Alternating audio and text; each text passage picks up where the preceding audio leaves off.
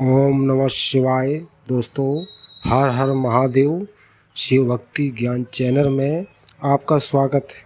कैसे हैं आप? आपके स्वस्थ जीवन की मंगल कामना करते हुए आज बात करते हैं प्रदीप मिश्रा जी के मुखारबिंद से सरल व अचूक उपाय। अच्छी बात लोगों के दिमाग में कम बैठती है, बुरी बात होगी ना तो जल्दी बैठ जाती है। जैसे एक महाराज जी प्रवचन दे रहे थे, महाराज जी ने खूब सुंदर भागवत जी सुनाई, खूब सुंदर महाभारत सुनाई, खूब सुंदर गीता जी सुनाई। महाभारत जैसी भागवत जी सुनाने के बाद महाराज जी ने सोचा चलो गांव में घूम के आता हूँ, पटेल साहब के यहाँ जाता हूँ, थोड़ा पटेल साहब अपने को धन दक्षिणा ज्यादा दे देंगे। पटेल साहब के यहाँ पहुंच गए। पटेल साहब से कहा क्यों पटेल साहब कथा कैसी लगी? पटेल साहब बोले महाराज तूने कथा तो बहुत जोरदार सुनाई। ये बात तो है महाराज, कथा बहुत जोरदार सुनाई, पर यही कथा तू पहले सुना देता ना तो मेरी तो जिंदगी बन जाती। तो इतने में गुरुजी ने पूछा, महाराज जी ने पूछा वो कैसे? तो इतने पटेल साहब बोले अरे जैसे वो पांडव जुआ में हार रहे थे और उनने द्रौपदी को जुए में लगा दिया था। एक बार मैं भी चौराहे पे बैठ के जुआ खेल दिया था, नहीं मैं भी हार रहा था, मुझे क्या मालूम था, नहीं तो मैं पटलन के लगा ही देता, मैं भी पटलन के लगा देता। इतने में अंदर से पटलन घूंघट करके आई और पटलन ने आवाज देकर बोला गुरुजी कथा तुमने बहुत जोरदार सुनाई, पर यही कथा मैं अगर पहले सुन लेती ना तो इस एक के चक्कर में पड़ती नहीं, 5 ही करके लेके आती। एक के चक्कर में थोड़ी पड़ती। महाराज जी ने सोचा चुपचाप निकल लो, महाभारत यहीं चालू हो गई है, अब नहीं पूछना कि कथा कैसी चल रही है, अब तो अपने को निकलना। कथा में से अच्छाई ढूंढने का प्रयास करें, बुराई नहीं। कथा में से कुछ अच्छा ग्रहण करने का प्रयास करें, बुरा नहीं। कथा में से हमको भगवान की अविरल भक्ति रूपी विश्वास को ढूंढने का प्रयास करना है। राजा नर स्वयं कर रहे हैं, पिताजी ये संपूर्ण ब्रह्मांड संपूर्ण सृष्टि परमात्मा की, और पिताजी मानने को तैयार नहीं। अच्छा समझाओ किसी को तो कहां समझता है।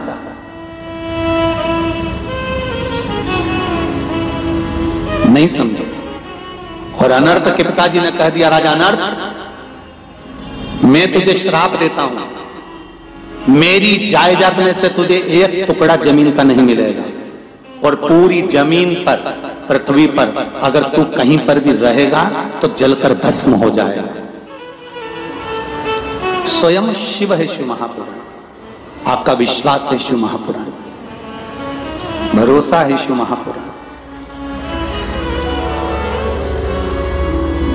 एक बहुत सुंदर भाव, मान लो कोई बीमारी पकड़ कर रख ली, जैसे शरीर में कोई गांठ हो गई या लीवर या किडनी किसी भी तरह से आपको तकलीफ दे रही है, डॉक्टर बोल रहा है कि डायलिसिस करना पड़ेगा, या डॉक्टर बोल रहा है कि ये जांच के लिए जाएगी और हो सकता है कि इसमें कैंसर निकल सकता है या ये प्रॉब्लम हो सकती है, तब एक काम करना प्रारंभ कर, कुशोदक जल शिव जी को चढ़ाना प्रारंभ कर। एक जल के पात्र में कुश डालना। क्या डालना है? कुश, कुशा जो होती है उसका कुशा डाल दीजिए और उस कुशे को वापस निकाल लीजिए। 10 मिनट 20 मिनट तक उस जल के अंदर कुश पड़ा होना चाहिए।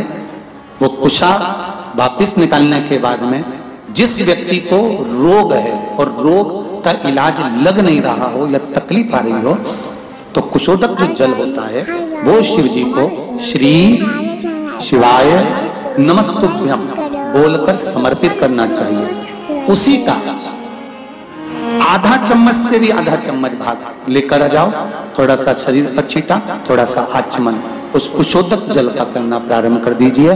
बाबा चाहेगा शरीर ठीक होना प्रारंभ हो जाए।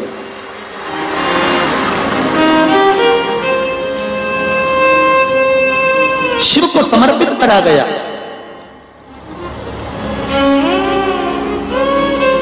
कुश का जल भगवान शंकर को जब समर्पित किया जाता है तो केवल शिव के लिए नहीं रहता, वो जल हमारे पूर्वजों के लिए भी रहता है। उसका लाभ हमारे पूर्वज ही हमें प्रदान करते हैं, केवल शिव के लिए नहीं। पहले की कथाओं में कहा है जब हम शंकर भगवान को जल चढ़ाते हैं तो उसके हिस्से हो जाते हैं, वो जल के हिस्से शिव को चढ़ाते से ही हो जाते हैं। 33 कोटि देवता में चले जाते, गणेश जी का चले जाता है, पितरों का चले जाता है, भोलेनाथ जी का चले जाता है, वास्तु को चले जाता है। आहुतोष में जाता है। ये हमारा एक लोटा पानी जो हमने शंकर भगवान को चढ़ाया, उसके हिस्से अपने आप भगवान शंकर उसी समय पर कर देते हैं और हमारे जीवों को तृप्त कर देते हैं।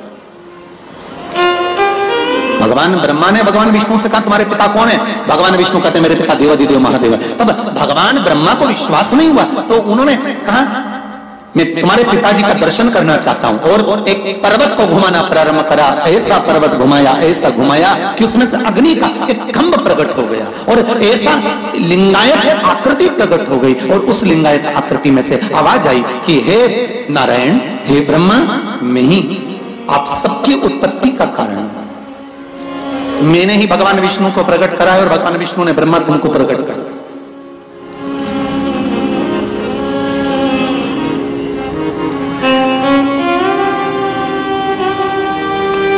सुनो, ब्रह्मा जी भगवान विष्णु से कहते हैं ये भगवान शंकर, ये शिव, ये देवाधिदेव महादेव है। हाँ, इनके चरण कहाँ है? इनका शीश कहाँ है? शिवलिंग का चरण और शीश मालूम नहीं पड़ता।